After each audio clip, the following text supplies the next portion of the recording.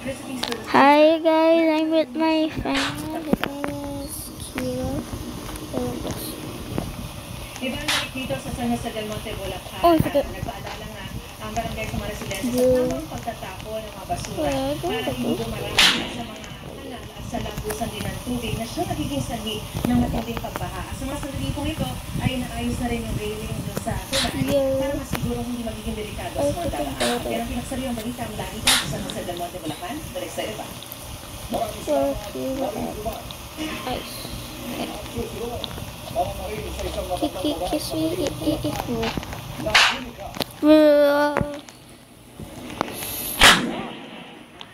Ang theme song ng Encantadia Chronicles of Sangre na kinantaan ng Julia ng Jose. Walang pati na pagputo sa 24 oras weekend. Before my carpet. Wait, where's that? This is her.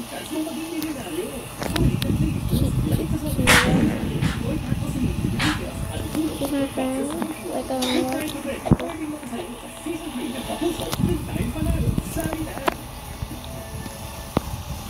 Wait a minute.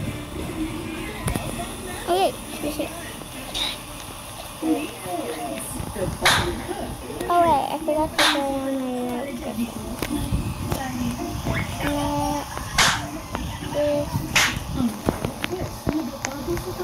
oh, someone's doing something.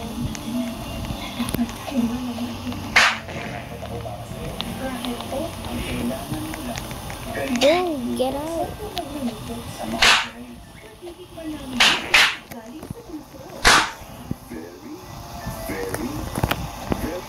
Yeah.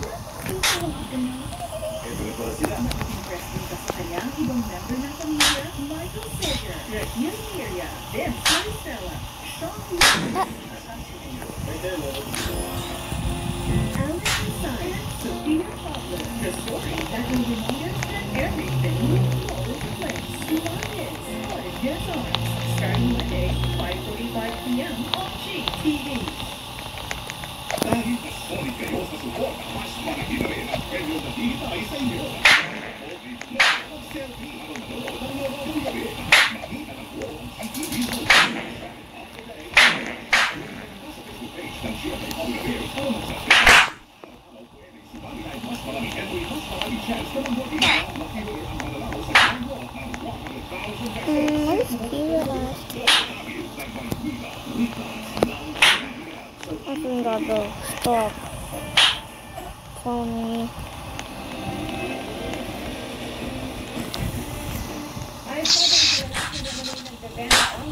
Oh my God, bro. How can I?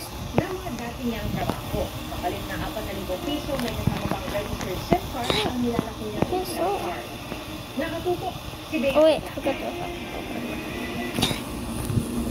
Okay.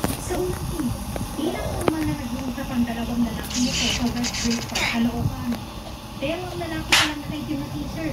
Nagbebenta pala ng ATM card sa pulis na nagpapanggap na buyer. Mamaya, lumapit na bakit na ito ang PNP anti-cyber groups. Sinabi nila sa gilid ng software. Habang hindi dito, napagkakansan sa karapatan. Ngayon sa pulisya, pagpapagap ng software. Sa halagang 4,000 pesos, may ATM card na. May naging card na. Ito? Yeah, that's a good one. Ay mismo pero dati. Sa mga emergency kung dahil ATM card sa post ng format company niya and since kailangan niya po ng pera para pag-apply sa bagong job, kaya po naisipan niya ibenta po ito pa. Kasabay po yung banking account and e-wallet. Baka lang ang siya. Delikado ang magbebenta ng mga ito. Ito po ay maaaring maramdaman sa mga scammers or cyber criminals na kung saan maaari din nilang balikin sa mga legal online activity. Once na po, kapag na-establish po na under po sa inyo mga account na ito or mga pag-register vesting card po ay maaari kayo po ang Sure, talaga po. Aminado sa krimen, suspect Hindi na po kasi sa akin nakuha. So, parang saving sa kanila. Naisipan ko lang talaga saving ka. Nakikip talaga ako. Mahahanap ang prospect sa reklamo ang paglabang sa Anti-Financial Accounts Scamming Act at Cybercrime Prevention Act. Para sa GMA Integrated News. Daya Sigla, nakatutok 24 oras. Ang pag-ibigay ng panahon sa mga susunod na araw lalo sa dapat ang road coaster area. Alam natin mula ang Amor La Rosa ng GMA Integrated News Broadcasting. Amor. Salamat Ivan, mga kapuso, patuloy pong pinalalakas ng low pressure area ng aming habagat habang patuloy po ito kumikilos papalapit sa ating bansa. Huling nakita ng pag-asa ito pong low pressure area sa lang 215 kilometers silangan po ng Baler Aurora. Ayon po sa pag-asa, posible po itong mag-landfall o kaya naman po i-cross o tumuloy po dito sa may central zone ngayong gabi o kaya naman ay bukas. Pagkatapos po itong dumaan dito sa kalipaan at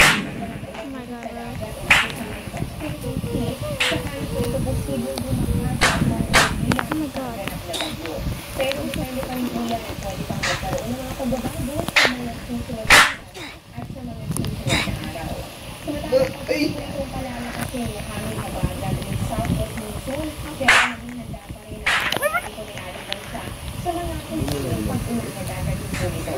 Bago po sa dapat ng Metro Water, inasahan po natin ang gabi at mga pag-ulan. Dito po yan sa ilang bahagi ng Pilipinas kasama po dyan ang ilang lugar dito sa Northern at Central Luzon. Sa ilang bahagi ng Southern Luzon. Dito po yan sa ilang Visayas at ng Mindanao. Bukas ng umaga, dito ang inasahan po natin araw.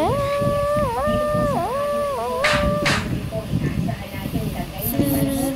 Pero pagsapit po ng hapon at gabi, mas mataas na po ang chance ng mga pag-ulan at mayroong mga malalakas na bulot dito po sa ilang bahagi ng Luzon, Central Luzon, Mimaropa at pati na rin po dito sa ilang bahagi ng Sarabay Zone.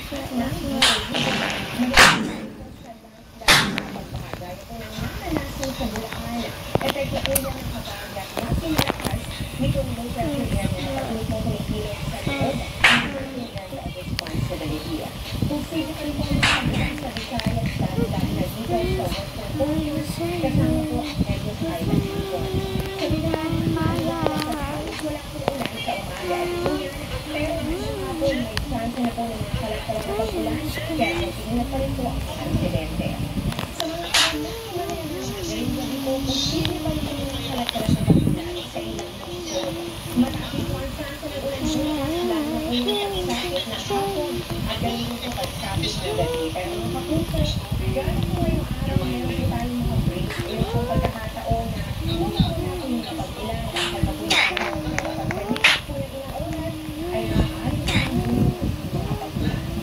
Patuloy po masabi sa update dahil bukod po dito sa low pressure area at ganun din sa habagat, mayroon pa mga kontrol ng mga ulap na yung at ito ang latest sa lagyan ng ating panahon. Ako po si Amor La Rosa. Para sa GMA Integrated News Weather Center, maasahan anuman ang panahon. Sa Game 1, NCAA Season 100 Men's Volleyball Final, ang Arellano Chiefs. Naka-3 sets po sila kontra sa isang set lang na naipangalan ng Lombard Knights. One win only ang Benil and Blazers na naman sa Game 1 NCAA Season 100 Women's Volleyball Final. Nanguna sila sa 3 sets, kaya wagi sila score na 3-1 kontra Letran. Magaganap po ang Game 2 ng Men's at Women's Volleyball Final sa September 11.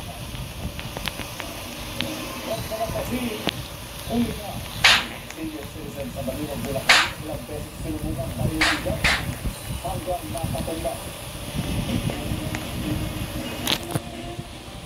Mga bida at cast members na Encantado sa Sangre ay sa District Conference. Pinso ay pinarinig na. Tuloy-tuloy ang pagtulong sa 24 Oras Media.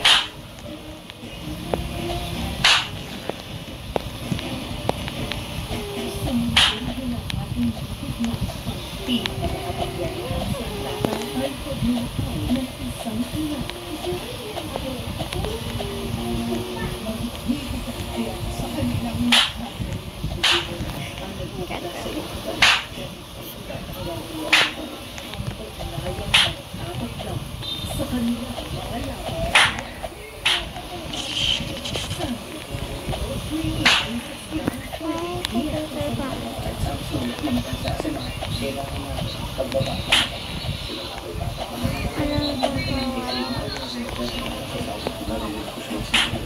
forgot it. This one will go to the side.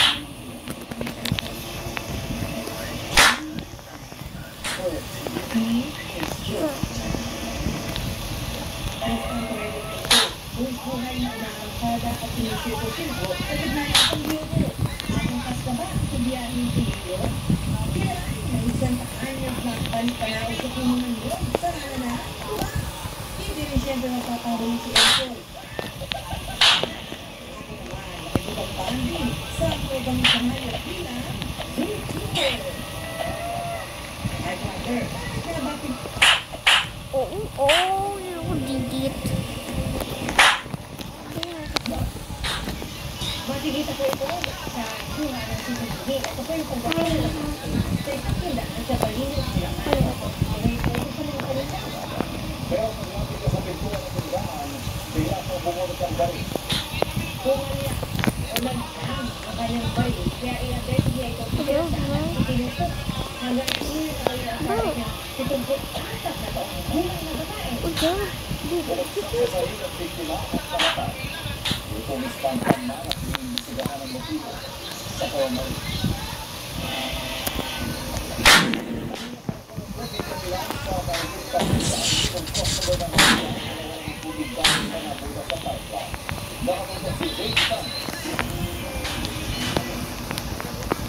Wala nang abisan sa pila ang mga residente ng Barangay 255 Central City sa Manila.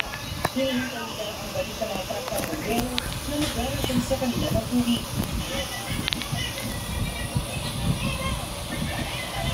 Okay, guys. Bye. I'm gonna end this.